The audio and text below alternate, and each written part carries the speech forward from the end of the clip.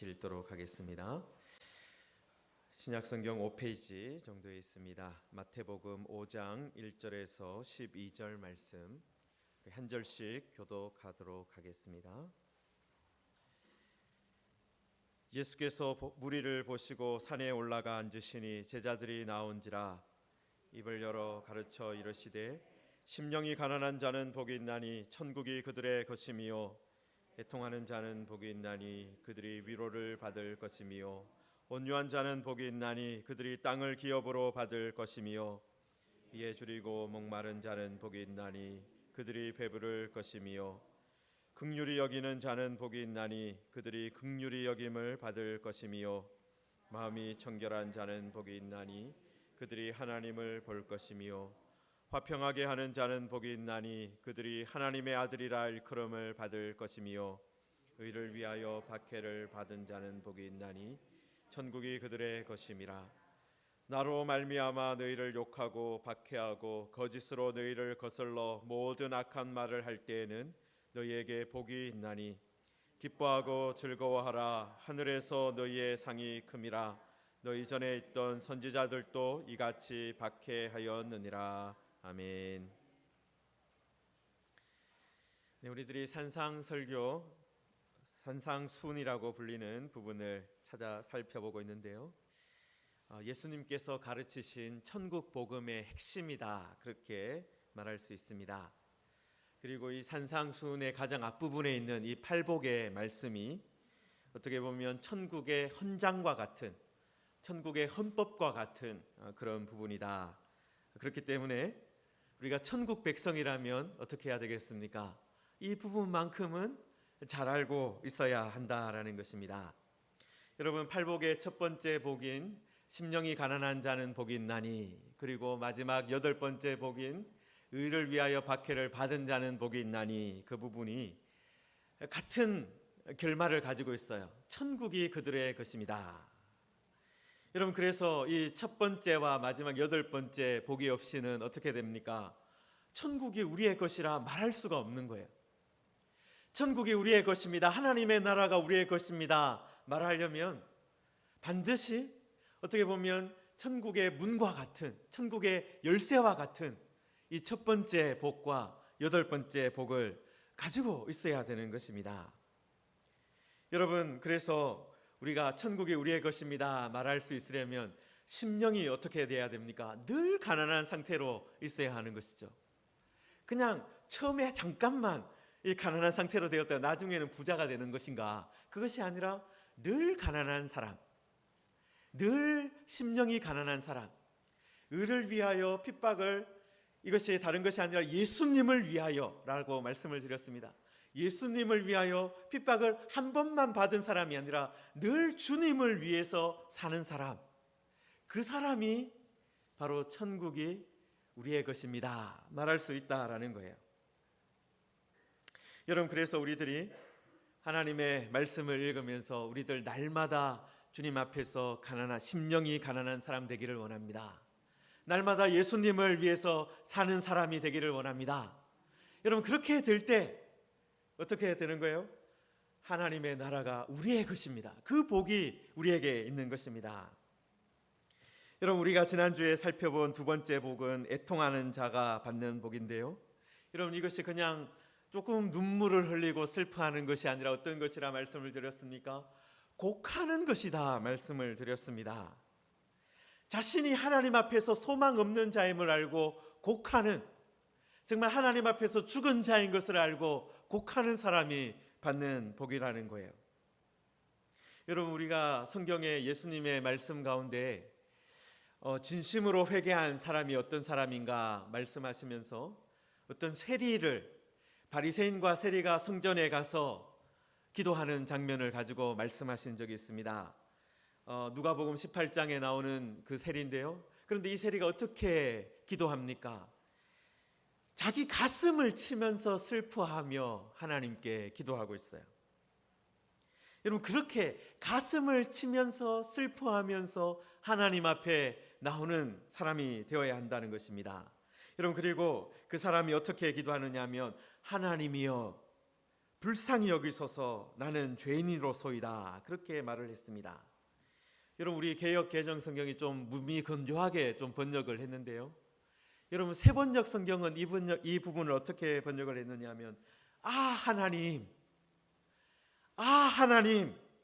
이 죄인에게 자비를 베풀어 주십시오. 그렇게 했습니다. 여러분 헬라 원어의 이 의미를 좀 강조해서 번역을 하면 하나님이여 나를 바로 이 죄인을 좀 불쌍히 여겨 주십시오. 그렇게 기도하는 것입니다. 여러분 우리가 울 수밖에 없는 것은 어떤 것입니까? 우리 자신을 위해서 사실 우리가 할 수 있는 것이 없기 때문에 그래요. 우리가 우리 스스로를 고칠 수 없기 때문에 그렇습니다. 오직 하나님께서 하실 수 있기 때문입니다. 여러분 그리고 하나님은 또 하실 수 있습니다. 여러분 그래서 우리가 하나님 앞에서 가슴을 치면서 울 수 있는 것이죠. 하나님 앞에 왔는데도 아무것도 하나님이 해주실 수 없다. 그러면 그렇게 할 필요가 없어요. 그런데 우리가 하나님 앞에서 울며 기도할 수 있는 것은 무엇 때문입니까? 하나님께서 고쳐주실 수 있는 분이기 때문입니다. 하나님께서 바꿔주실 수 있는 분이기 때문에 그렇습니다. 여러분 그리고 우리가 우리 자신을 위해서 울 뿐만 아니라 우리가 이 세상을 보면서도 또 울 수 있어야 합니다. 예수님께서도 예루살렘 성을 보시면서 우셨습니다. 여러분 그것을 보면 우리도 우리 공동체를 바라보면서 또 이 세상을 바라보면서 울어야 한다라는 것이죠. 지금 또 우크라이나에서 벌어지고 있는 전쟁을 보면서 그 참상을 보면서 하나님 우리가 이곳에서 아무것도 할 수 없지만 하나님 긍휼을 베풀어 주십시오. 기도해야 하는 것입니다. 그리고 이 코로나19로 인해서 망가져버린 우리 대한민국 공동체를 보면서도 하나님 이 땅에 긍휼을 베풀어 주십시오. 주님께서 오셔서 위로해 주십시오. 그렇게 기도해야 하는 것입니다. 여러분 이 세상은 어떻습니까? 탐욕으로, 폭력으로, 시기와 질투로 가득 차 있습니다. 여러분 그런 세상을 바라보면서 과연 우리가 세상을 바꿀 수 있는가 고민하고 걱정할 때가 있습니다. 여러분 이번에 우크라이나에서 전쟁이 터졌을 때 미국의 대통령인 바이든이 기도합시다 그런 말을 한 것을 제가 보았습니다. 여러분 그 기사에 제가 뉴스에 이 댓글을 찾아보았는데요. 다들 조롱하는 말이 많이 있더라고요. 여러분 사실 미국의 대통령이면 어떻습니까? 엄청난 힘을 사실 가지고 있잖아요. 많은 군인을 동원할 수 있습니다. 많은 무기를 동원할 수가 있습니다. 여러분 그런 사람이 기도합시다 이런 말을 하니까 사람들이 미국 대통령이 뭐 하는 거냐 이러면서 막 조롱하는 말을 쓴 것을 봤습니다. 여러분 그런데 미국의 대통령도 어때요? 사실은 자신이 어떤 미군을 보냈을 때 우크라이나에 미군을 보냈을 때 어떤 일이 일어날지 모르는 거죠. 이것이 세계 3차 대전으로 벌어지면 확산되면 어떡하나 그런 염려가 있는 것입니다. 자기가 힘을 가지고 있는 것처럼 보이지만 그걸 다 통제할 수 없는 거예요. 그 다음에 어떤 일이 벌어질지 모르는 거예요. 여러분 그런 무력감을 자신도 가지면서 기도합시다. 그렇게 기도해 주십시오. 함께 기도합시다. 그렇게 말한 것 같습니다. 여러분 사실 우리들도 그런 모습을 바라보면서 어떻습니까? 이거 하나님께서 도와주시지 않으면 안 됩니다. 하나님께서 역사하시지 않으면 안 됩니다. 그 마음으로 우리가 함께 기도해야 하는 것입니다. 여러분 오늘 우리들 세 번째 복을 살펴보려고 합니다. 여러분 세 번째 복 우리가 함께 같이 읽어볼까요? 5절 말씀 같이 한 번 더 읽겠습니다. 온유한 자는 복이 있나니 그들이 땅을 기업으로 받을 것이며. 아멘. 여러분 여기서 말하는 이 온유한 사람 어떤 사람일까요?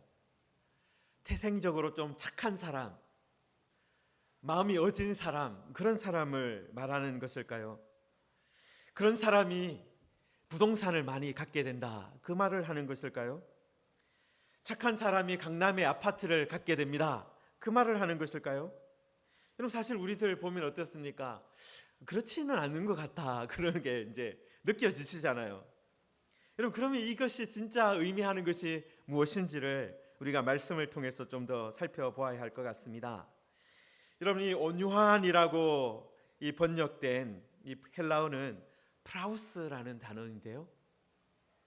여러분, 이 헬라어가 이 온유한이라는 말이 어디에서 사용되었는가, 어떻게 사용되었는가 이제 살펴보면 이 구약 성경을 헬라어로 번역한 70인경이라고 있습니다. 그런데 이 70인경에서 모세를 소개할 때 이 말이 사용되었어요. 이 사람 모세는 온유함이 지면에 모든 사람보다 더하더라. 그러니까 이 민수기 12장 3절에 모세를 소개할 때 이 사람 모세는 온유한 사람이다, 그것을 그렇게 이제 말씀하고 있고요.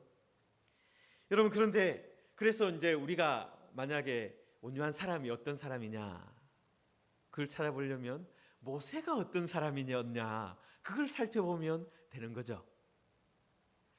여러분, 그리고 마태복음 11장 29절에 보시면은 예수님께서 자신을 소개하면서도 이 말씀을 하셨어요. 나는 마음이 온유하고 겸손하다. 여러분, 그래서 또 온유하다라는 것을 알려면 누구를 보면 됩니까? 예수님이 어떤 분인가 보면 된다는 거예요.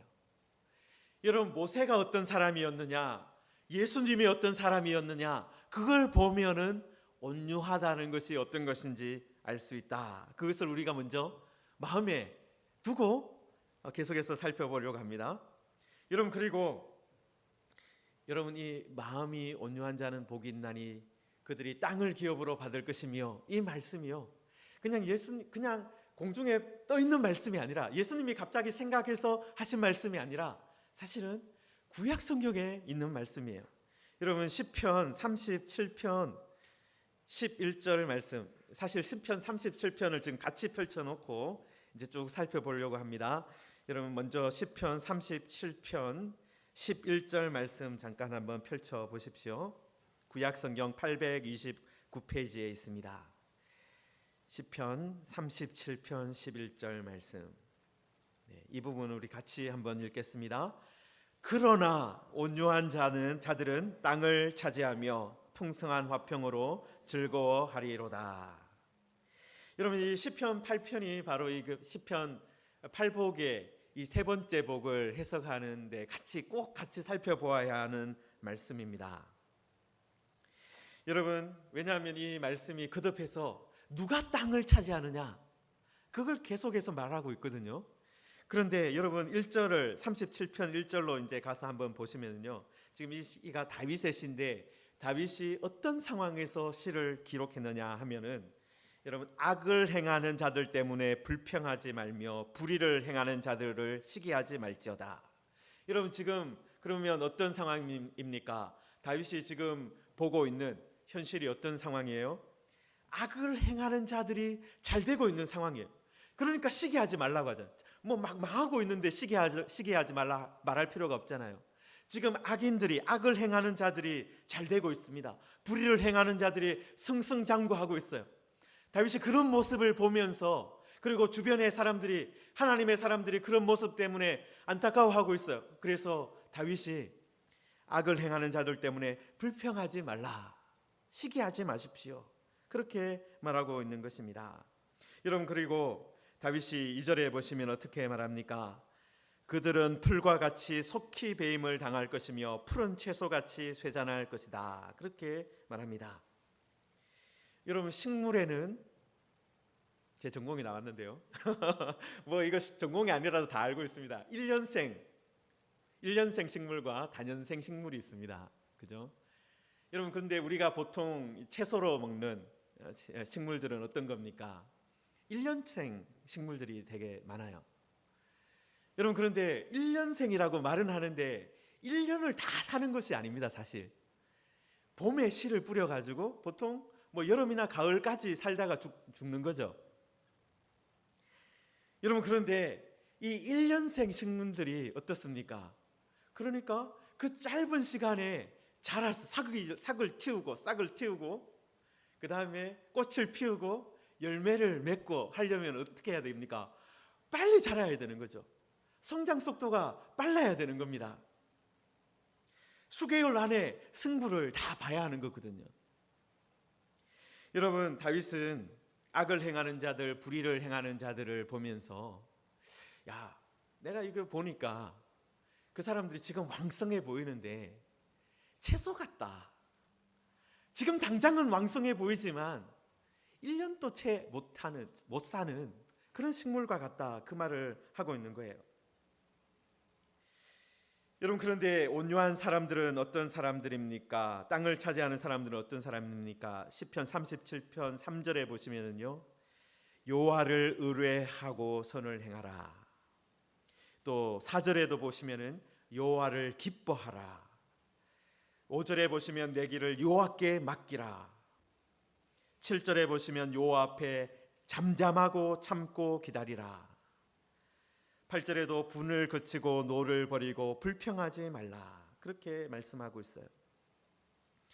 여러분, 하나님께 맡기는 사람, 하나님을 기뻐하는 사람, 하나님 앞에 잠잠하고 참고 기다리는 사람, 이 사람이 어떤 사람이다라는 거예요. 이게 다 연결되어서 온유한 사람이다, 그 말을 하는 것입니다. 여러분, 9절에 보시면은요, 진실로 악을 행하는 자들은 끊어질 것이나 여호와를 소망하는 자들은 뭘 차지한다고요? 땅을 차지합니다 라고 되어 있습니다. 여러분, 여기서도 땅을 차지하는 사람은, 이 온유한 사람은 바로 하나님을 소망하는 사람이다, 그 말을 하는 거예요. 여러분, 그래서 하나님을 소망하는 사람, 여호와를 소망하는 자들, 여기에도 줄을 같이 끊으세요. 이 온유한 사람이 어떤 사람이냐? 여호와를 소망하는 사람이다라는 거예요. 여러분, 그래서 10절 후반부에 보시면은, 10절에 보시면 잠시 후에는 악인들이 없어지리니 내가 그곳을 자세히 살필지라도 없으리로다, 그렇게 되어 있습니다. 여러분, 지금 다윗이 살고 있는 이스라엘은 어떤 땅입니까? 우기와 건기가 있는 건조지대예요. 건조지대예요. 여러분, 우리들은 사계절이 있지만, 겨울이 있지만 거기는 우기와 건기가 반복이 됩니다. 여러분, 저도 이제 아프리카에 선교사로 나가서 처음으로 우기와 건기가 있는 그런 지역에서 살아보았습니다. 여러분, 비가 내리는 우기가 되면요, 세상이 달라져요. 첫 비가 딱 떨어지면 세상이 달라집니다. 식물이요, 이 큰 나무는 막 갑자기 빛이 나기 시작해요. 저도 깜짝 놀랐어요. 가시나무가 아주 큰 것이 있었는데 첫 비가 떨어지고 나서 큰 나무에서 막 빛이 나는 것처럼 보이는 거예요. 그러면서 막 세입이 돋아나는 것을 봤습니다. 여러분, 그런데 그 말씀을 제가 드리려고 하는 건 아니고, 여러분, 우기와 건기가 돌아가는 그 상황인데, 제가 섬겼던 선교부에 중고등학교가 있었습니다. 여러분, 학교가 있으니까 당연히 학교에 뭐가 또 있습니까? 운동장이 있잖아요. 넓은 운동장이 있었습니다.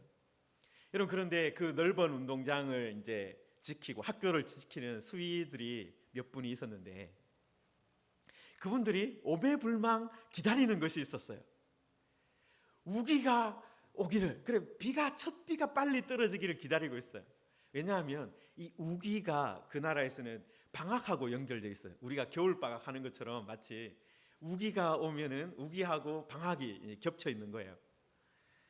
여러분, 그런데 그분들이, 수위 아저씨들이 뭘 준비하고 기다리고 있느냐면 땅콩을 한 자루 가지고 기다리고 있는 거예요. 왜냐하면은 선교부하고 어떤 약속을 해놨느냐면은 방학 기간에 이 운동장에 땅콩을 심을 수 있다, 그렇게 약속을 해놓았거든요. 여러분, 그러니까 비가 언제 오느냐 그것만 기다리고 있는 거예요. 그리고 첫 비가 떨어지면 즉시 뭘 하느냐 하면 짝대기 하나 들고 구멍을 파면서 이제 땅콩을 하나씩 집어 넣습니다. 여러분, 한 2달 반 정도 우기였는데요, 그 비가 이제 내리고 하면은 여러분 그 짧은 기간에 그 허허벌판 같았던 운동장이 뭘로 변하느냐 하면 푸른 양탄자로 변하는 거예요. 땅콩밭이 되는 거예요. 저도 깜짝 놀랐어요. 야, 이 2달 반 동안 어떻게 이 땅콩을 키우겠느냐 그렇게 했는데 2달 정도 지나니까 땅콩이 정말 온 운동장을 다 뒤덮고 있는 거예요.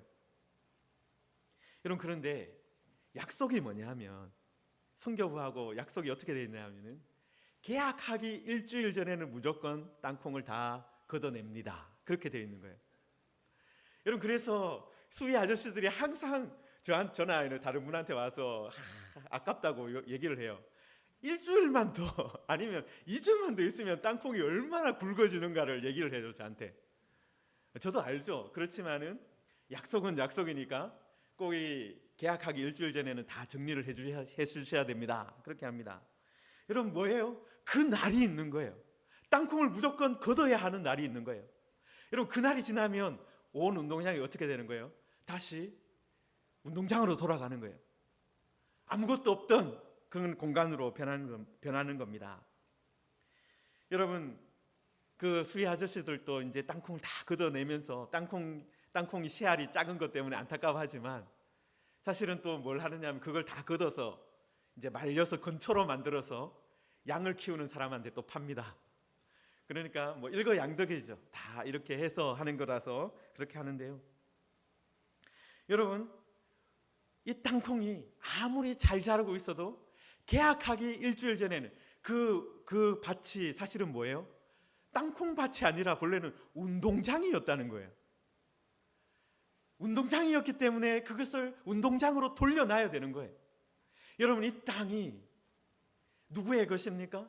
하나님의 것이에요. 하나님의 뜻대로 사용되어져야 하는 공간입니다. 여러분, 세상 사람들이 아무리 내 마음대로 살고 싶고 내 법대로 내가 살고 싶은 대로 산다 하더라도 그 날이 있는 거예요. 다 정리해야 되는 시간이 있는 것입니다. 여러분, 운동장이 다시 운동장으로 돌아와야 하는 그때가 있었던 것처럼 여러분, 모든 것이 정리될 때가 있다라는 것입니다. 여러분, 그런데 그 선교부의 학교에 땅콩만 키우는 것이 아니라 나무들을 키우고 있었습니다. 여러분, 선교사인 저는 뭐에 관심이 있겠어요? 그분들이 수희 아저씨들이 키우는 땅콩에 관심이 있는 것이 아니라 나무에 관심이 있어요. 왜냐하면 여러분, 제가 있었던 니제르는 사하라 사막을 끼고 있는 나라입니다. 여러분, 나무를 그냥 놔두면 자라지가 않아요. 여러분, 그래서 어떻게 해야 되느냐 하면 이제 우물을 하나 파고 그 우물에서 물을 길어서 학교 곳곳에 큰 드럼통들을 다 갖다 놨습니다. 그래서 물을 그쪽으로 옮겨 놓고 시간이 되면 그 수희 아저씨들이 물을 주도록 그렇게 했어요. 여러분, 학교를 운영하는 선교부의 선교사인 저는 뭐에 관심이 있습니까? 땅콩이 잘 되는 거에 관심이 있는 것이 아니라 나무가 잘 자라는 것. 지금 이 나무가 제대로 자라서 이 학생들한테 또 선생님들한테 그 쉴만한 그늘이 되어주는 그것을 기다리고 있는 거예요. 그래서 다른 이 우기에는 비가 오니까 뭐 신경을 쓰지 않지만 건기에는 계속해서 물을 계속 주면서 키웁니다. 여러분, 푸른 그 땅콩은 수희 아저씨들이 관심을 가지고 있지만 그 학교를 운영하는 선교사인 저는 나무에 관심이 있었어요. 여러분, 그래서 그 관리 아래 해마다 나무가 더 왕성하게 자라는 것을 보았습니다. 여러분, 다윗은요, 악을 행하는 자들, 불의를 행하는 자들은 땅콩같이 지금 당장은 온 학교를 다 뒤엎는 것처럼 보이지만 결국에는 하나님을 의뢰하는 사람, 하나님을 기뻐하는 사람, 하나님을 소망하는 사람이 하나님의 돌보심으로 인해서 땅을 차지하게 됩니다. 그것을 말하고 있는 것입니다. 여러분 11절에 37장 10편 37편 11절에 그러나라고 시작하고 있는 거예요. 잠시 후에는 악인이 없어지리니 내가 그곳을 자세히 살필지라도 없으리로다. 여러분 앞에서 왕성한 악인들의 모습을 보았습니다. 그런데 그러나 온유한 자들은 땅을 차지합니다.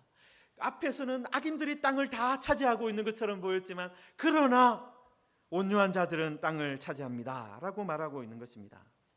여러분 악행하는 자들은 마음대로 추월하며 사는 거예요. 자기 마음대로 살아가는 겁니다. 하나님의 법이 아니라 자신의 욕망을 따라 살아가는 거예요. 하나님의 법을 무시하며 살아가는 겁니다. 그래서 지금 당장은 왕성해 보일 수 있습니다. 그런데 어떤 날이 온다고요? 그러나가 찾아온다라는 것입니다.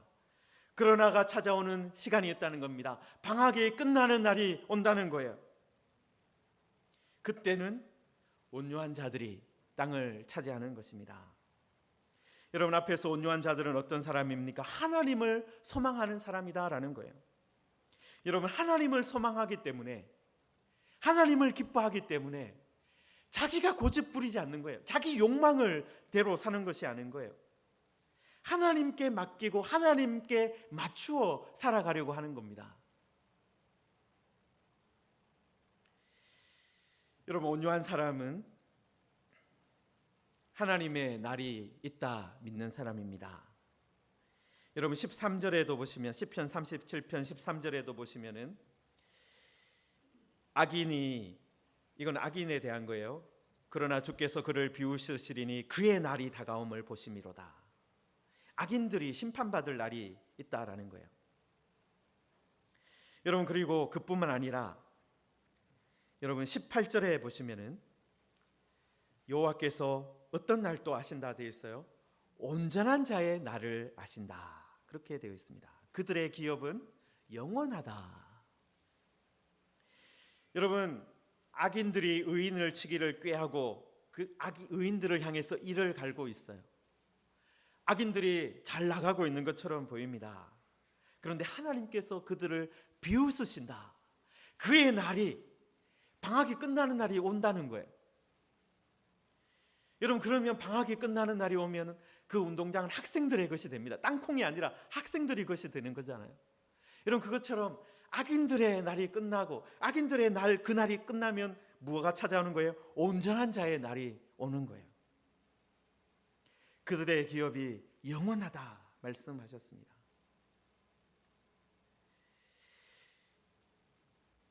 하나님께서 여러분 하나님을 소망하는 사람들에게, 온전한 자들에게는 어떤 날을 주시는 거예요? 영원하리로다. 그들의 기업이 영원하리로다. 여러분 그런데 우리가 무엇이 영원한지 압니다. 하나님이 영원하신 분이시고 하나님의 나라가 영원해요. 여러분 그래서 하나님께 속한 사람, 하나님을 기뻐하는 사람, 하나님을 소망하는 사람들이 그의 기업이 영원할 수밖에 없는 것은 그들이요 하나님께 붙어 있기 때문에 그런 거예요. 하나님이 그들의 기업이 되시기 때문에 그런 것입니다. 여러분 여기서 온전한 사람이라고 말하잖아요. 온전한 사람. 여러분 우리가 앞에서 하나님을 소망하는 사람, 그 사람이 바로 온유한 사람이구나 알게 되었고, 또 여기서는 온전한 자라고 불리고 있는데, 여러분이 온전한 사람이 어떤 사람이냐 하면은, 누구를 소개할 때 쓰였던 단어냐 하면 이 타밈이라는 단어인데, 창세기 6장 9절에 노아를 소개할 때 쓰였던 겁니다. 노아는 의인이요 당대의 완전한 자라 그는 하나님과 동행하였다. 완전한 자, 하나님과 동행하는 사람, 그 노아를 소개할 때 쓰였고요. 그 다음에 창세기 17장에 아브라함을 소개할 때 쓰였습니다. 아브라함에게 하나님 말씀을 주셨는데, 나는 전능한 하나님이라 너는 내 앞에서 행하여 완전하라. 넌 네 마음대로, 네 마음 가는 대로 사는 것이 아니라 하나님과 함께 걸어가라는 거예요. 여러분, 그리고 이 완전하다라는 이 말이 어디에서 구약에서 가장 많이 쓰이느냐 하면 하나님께 어떤 제물을 바칠 때 흠이 없다, 흠이 없는 제물 드려야 된다, 그 말할 때 이 단어가 쓰이는 거예요. 여러분, 그러면 어떤 사람이 흠이 없는 사람, 어떤 사람이 완전한 사람, 어떤 사람이 온유한 사람이 되는 것입니까? 온전한 사람이 되는 것입니까? 여러분, 결국은 완전하신 하나님을 따라가는 사람이 완전한 사람이 되는 거예요. 완전하신 하나님, 온전하신 하나님을 따라가는 사람이 그런 사람이 되는 겁니다. 여러분, 시편 19편 8절에 여호와의 율법은 완전하여 영혼을 소성시키며 여호와의 증거는 확실하여 우둔한 자를 지혜롭게 한다라고 했습니다. 여러분, 완전한 것이 무엇이라는 거예요? 하나님의 율법이, 하나님의 가르침이 완전하다라는 거예요.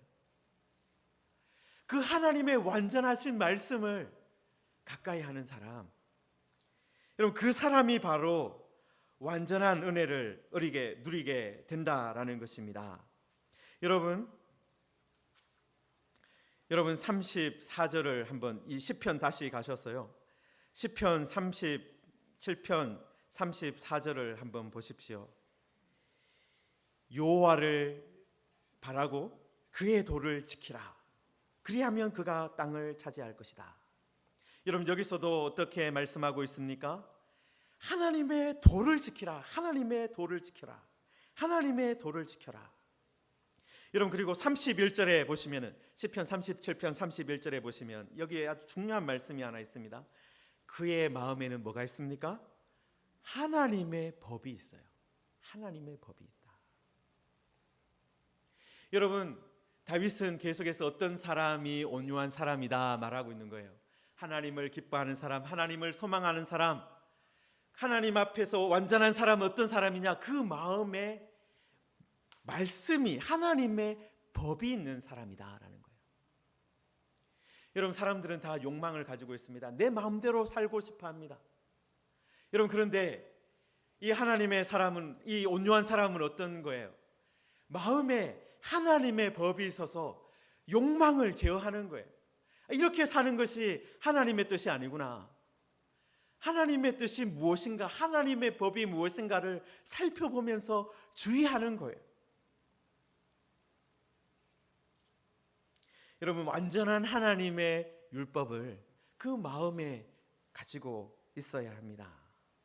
여러분, 그 마음에 하나님의 법이 있으니 31절에 어떻게 말씀하고 있습니까? 마지막에 그의 그름은 실족함이 없다 말씀하고 있습니다. 여러분, 하나님의 말씀이 우리 가운데 있을 때 실족하지 않고 마지막까지 하나님의 뜻을 이루며 살아가는 것입니다. 여러분, 앞에서 모세가 온유한 사람이었다, 예수님이 나는 온유하고 겸손하다 말씀하셨는데, 여러분, 예수님과 모세의 특징이 무엇입니까? 말씀을 준 분입니다. 여러분, 구약에서 하나님의 말씀을 전하신 분이, 대표적인 분이 바로 모세 아닙니까? 시내산에서 하나님의 말씀을 받아서 전해준 사람이에요. 여러분, 예수님도 어떤 분이십니까? 천국의 복음을 가르쳐 주신 분이세요. 여러분, 온유한 사람은 어떤 사람이에요? 마음에 하나님의 법이 있는 사람입니다. 하나님의 말씀이 있는 사람을 온유한 사람이라고 부르는 거예요. 여러분, 그런데 이 온유한 사람에게 하나님께서 어떤 은혜를 주시는 거예요? 하나님께서 기업이 되시는 거예요. 하나님께서 기업이 되시는 것입니다. 여러분, 우리들은 이 땅에서 땅을 차지하려면 어떻게 해야 됩니까? 어떻게 하면 좀 내가 재테크를 잘할까? 돈을 좀 어떻게 더 잘 벌까? 그 생각 늘 하며 삽니다. 여러분, 그러나 여러분, 그것이 이 땅에서는 그렇게 생각하면 잘 살 수 있어요. 땅을 좀 차지할 수 있습니다. 여러분, 그런데 그 마음으로만 가득 차 있어서 마음에 하나님의 법이 없으면 어떻게 되는 거예요? 하나님의 나라와는 상관없는 사람이 되는 겁니다. 여러분, 구약에서도 하나님께서 땅을 주신다 말씀하셨습니다. 여러분, 그래서 말씀과 종종 연결되는 것이 뭐냐면요, 그 약속이 말씀과 연결되고 그 약속 가운데 땅이 같이 있는 거예요. 그래서 약속의 땅 그렇게 부르지 않습니까? 가나안 땅이 약속의 땅이다. 그래서 이스라엘 백성들이 약속의 땅으로 돌아가려고 늘 기도하고 그렇게 했는데요. 여러분, 그런데 이 약속이 또 땅이 이것으로 끝나는 것이 아니라 종말과 이어져 있습니다. 종말과 이어져 있어요. 여러분, 종말에도 무엇이 등장합니까? 새 하늘과 새 땅이 등장해요. 여러분, 이 땅에 그냥 이 땅에서는요, 뭐 우리가 가지고 있는 등기등본이 중요할 수 있습니다. 여러분, 그런데 새 하늘과 새 땅은 어떻게 해야 합니까? 하나님의 나라는 어떻게 해야 됩니까? 여러분, 이 땅에서 그 하나님의 땅을, 새 땅을 미리 사놓을 수가 있습니까? 없어요. 그러면 그 새 땅은 어떻게 받을 수 있느냐 하는 거예요. 마음에 하나님을 기뻐할 때, 하나님을 바라볼 때, 마음에 하나님의 법이 있을 때 그렇게 되는 것입니다. 여러분, 이 땅은 하나님을 소망하는 사람들에게 주어집니다. 하나님을 소망하는 사람들, 심판을 하나님께 맡기는 사람들에게 주어진다라는 것입니다. 여러분, 온유한 사람은 그냥 착한 사람을 말하는 것이 아니라 마음에 하나님의 법이 있어서 그 마음에 있는 하나님의 법대로 순종하며 살아가는 사람을 말합니다. 하나님의 그 정의를 바라보며 살아가는 사람입니다. 성도 여러분, 시편 37편 39절을 보십시오. 마지막 부분에 있습니다. 의인들의 구원은 여호와로부터 오나니 그는 환난 때에 그들의 요새이시로다. 여호와께서 그들을 도와 건지시되 악인들에게서 건져 구원하심은 그를 의지한 까닭이로다. 여러분, 하나님을 의지하는 성도들 되시기를 바랍니다. 여러분, 하나님이 우리의 요새입니다. 여러분, 하나님이 우리의 기업이십니다. 하나님이 우리의 땅이다라는 거예요.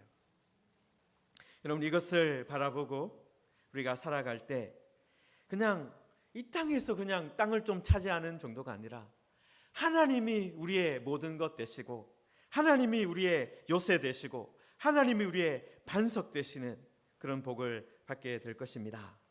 이런 사람, 정말 마음에 하나님의 법이 있는 사람 되시는 은혜를 다 누리시기를 주님의 이름으로 축원합니다. 우리 말씀을 붙들고 함께 기도하겠습니다. 하나님 아버지, 우리들 이 말씀 예수님께서